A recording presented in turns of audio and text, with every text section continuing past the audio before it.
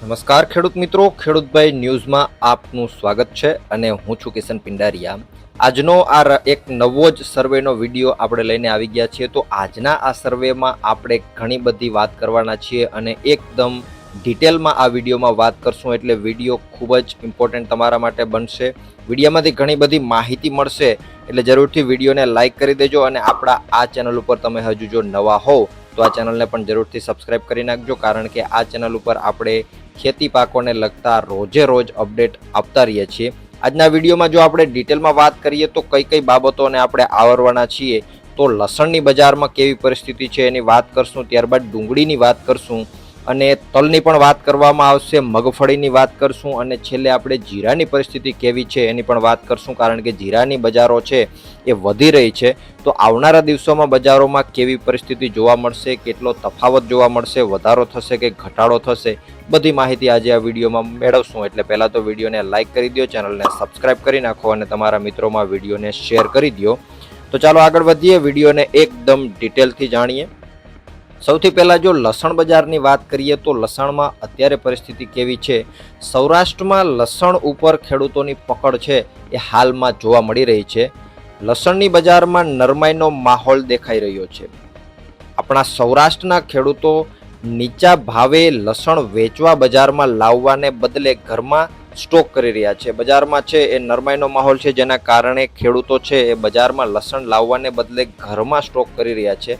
આગળ જો વાત કરવામાં આવે તો ખેડૂતોએ ગઈ સિઝનમાં ખૂબ જ સારા એવા એટલે કે ઊંચા ભાવ છે એ જોયા છે અને તેના જ કારણે આ વર્ષે ભાવ નીચા લાગી રહ્યા છે, જેથી લસણના કોઈ પણ સેન્ટરોમાં હાલ મોટી આવકો દેખાઈ રહી નથી। સિઝન ગયાને લગભગ 2 મહિના જેટલો સમય વીતી ગયો છે, છતાં પણ આવકો બહુ ઓછી દેખાઈ રહી છે। હજુ સિઝનનો માંડ 10 થી 15% જેટલો માલ છે એ બજારમાં આવ્યો હોય એવા અંદાજો છે। બાકીનો જે માલ વધેલો છે એ ઓછામાં ઓછો 80% જેટલો માલ છે બજારમાં હજુ નથી આવ્યો અને ખેડૂતોએ પોતાના ઘરોમાં સ્ટોક કરીને રાખી દીધો છે, કારણ કે ગઈ સિઝનમાં ખેડૂતોને ખૂબ જ સારા એવા ભાવો જોવા મળ્યા હતા। દેશાવરની જો પરિસ્થિતિની વાત કરીએ લસણમાં હાલમાં, તો રાજસ્થાનમાં છે એ આવકો સારી એવી જોવા મળી રહી છે, જ્યારે એમપી બજાર છે એમાં ઘટાડાની આવકો છે એ દેખાઈ રહી છે, એમાં પણ કોઈ મોટી આવકો દેખાઈ રહી નથી। તો આ હતા લસણના સૌથી મહત્વના અપડેટ। આગળ વાત કરીએ તો ડુંગળીમાં હવે બજાર કેવી રહી છે અને ડુંગળીમાં ભાવ વધી રહ્યા છે તો કેટલે સુધી જશે અને ભાવમાં કેવી પરિસ્થિતિ જોવા મળશે એની થોડીક ડિટેલમાં વાત કરીએ। ડુંગળીમાં હાલમાં તેજીનો માહોલ છે, તો ભાવ કેટલા થશે અથવા તો કેવી પરિસ્થિતિ આવનારા દિવસોમાં જોવા મળશે એની વાત કરીએ। ડુંગળી બજારમાં નિકાસ ઉપર રોક લાદવામાં આવ્યો હતો અને ત્યારબાદ ભાવ ઘટ્યા હતા, પરંતુ ફરીથી સરકારે નિકાસ ઉપર 40% ડ્યુટી લગાવીને નિકાસ કરવાની છૂટ આપી છે। ત્યાર પછી હાલ બજારમાં મજબૂતાઈનો માહોલ જોવા મળી રહ્યો છે અને બીજી તરફ લઘુત્તમ નિકાસના જે ભાવ છે એ પણ એક નક્કી કરી દેવામાં આવ્યા છે, મતલબ કે આટલાથી આટલા ઓછામાં ઓછા ભાવ છે એ ખેડૂતોને ડુંગળીના મળવા જોઈએ, જેથી બજારમાં મામૂલી સુધારો જોવા મળી રહ્યો છે। પરંતુ ડુંગળીમાં બહુ મોટી કોઈ સુધારાની પરિસ્થિતિ છે એ દેખાઈ રહી નથી। ડુંગળીમાં મણિકે 20 થી 30નો સુધારો જોવા મળ્યો છે। આગામી દિવસોમાં જો નિકાસ વેપારો થશે તો બજારમાં વધુ સુધારો જોવા મળી શકે છે, પરંતુ જો નિકાસના વેપારો નહીં થાય તો બજારમાં કોઈ મોટી તેજી આવે એવા સંજોગો બહુ ઓછા છે। તો મતલબ એ જ છે કે જો નિકાસ થશે તો આવનારા દિવસોમાં હજુ પણ ડુંગળીમાં છે એ સુધારો જોવા મળી શકે છે, પણ જો નિકાસ નહીં થાય તો બજારમાં કોઈ મોટો સુધારો થાય એવી પરિસ્થિતિ જોવા મળી રહી નથી। આવનારા દિવસોમાં ડુંગળીની બજાર છે એમાં જો સુધારાની પરિસ્થિતિની વાત કરીએ તો સંપૂર્ણ આધાર છે એ નિકાસ ઉપર રહેલો છે અને આ હતા ડુંગળીના સૌથી મહત્વના અપડેટ। વાત કરીએ હવે તલ બજારની। તલમાં હાલમાં પરિસ્થિતિ કેવી છે। તલની આવકોમાં વધારો છે અને એના લીધે ભાવો ઉપર અસર થઈ રહી છે। સફેદ તલની બજારમાં હાલ નરમાઈનો માહોલ જોવા મળી રહ્યો છે અને હવે આગામી દિવસોમાં સફેદ તલની આવકો રોજ અને રોજ વધી રહી છે, જેવા અંદાજો છે એ લગાવવામાં આવી રહ્યા છે। આગોતરા વાવેતર થયેલા છે અને તલની હવે ખેડૂતો કાપણી પણ કરી રહ્યા છે। તલના ભાવમાં ઘટાડાની બીકને કારણે ખેડૂતો કાપણી કરી અને સીધા જ તલને છે બજારમાં વેચવા માટે લાવી રહ્યા છે તેવા સંજોગો છે દેખાઈ રહ્યા છે. આગામી સપ્તાહમાં તલની આવકોમાં હજુ પણ વધારો જોવા મળી શકે છે. આ વખતે ગુજરાતમાં તલના પાકનો અંદાજ 90,000 ટનથી 125 એટલે કે 1.25 લાખ ટન જેટલો થાય એવી ધારણાઓ કરવામાં આવી રહી છે. જૂના તલની આવકો છે એ યથાવત છે, પણ સામે એની જે ડિમાન્ડ છે એ પણ ઓછી છે. નવા તલ સામે દેખાતો હોવાથી અત્યારે જૂના તલમાં લેવાલી ખૂબ જ ઓછી છે. તો આ હતા તલના સૌથી મહત્વના અપડેટ. વાત કરીએ આગળ હવે મગફળી બજારની.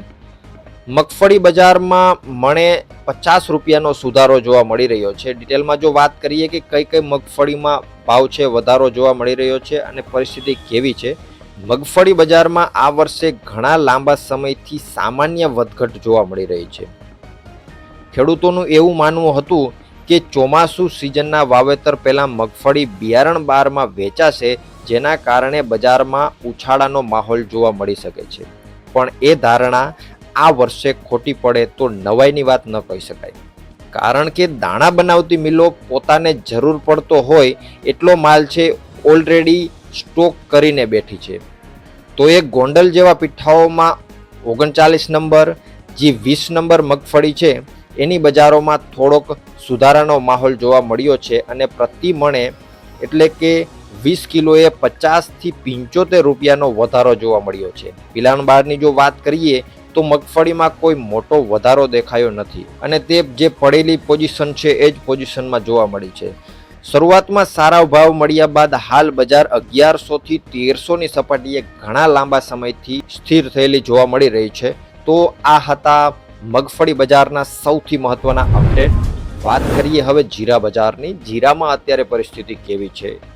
એકલા ઊંઝા માર્કેટિંગ યાર્ડની જો વાત કરીએ તો 32,000 બોરી જેટલી આવકો છે એ ત્યાં થઈ રહી છે. ડિટેલમાં ઉતરીએ. જીરું બજારમાં ઘટાડા બાદ ખેડૂતો મન મક્કમ કરીને જીરું પર પકડ બનાવીને બેઠા હતા, પણ છેલ્લા અઠવાડિયામાં જીરુંની એક ધારી તેજીના કારણે ખેડૂતો જીરું લઈને મેદાને ઉતર્યા છે. હવે પરિણામે જીરુંમાં મણે 200નો ચોખ્ખો ઘટાડો છે એ જોવા મળ્યો છે. ઊંઝા માર્કેટિંગ યાર્ડની જો વાત કરીએ તો ઊંઝા યાર્ડમાં જીરુંની આવકો વધીને 32,000 બોરીએ ગઈ છે અને જો હજુ 2 દિવસ આવી જ આવકો રહેશે તો બજારમાં હજુ ઘટાડો જોવા મળે તેવા પણ સંજોગો દેખાઈ રહ્યા છે.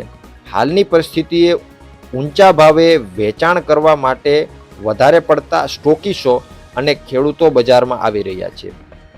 જીરુંનો સ્ટોક હજુ રાજસ્થાન અને ગુજરાતમાં બહુ મોટો એવો પડ્યો છે, પણ ગઈ સિઝનમાં જીરુંમાં પણ સારા એવા ભાવ જોવા મળ્યા હતા અને એના જ કારણે આ સિઝનમાં ખેડૂતો છે જીરાને બજારમાં લાવવા માંગતા નથી.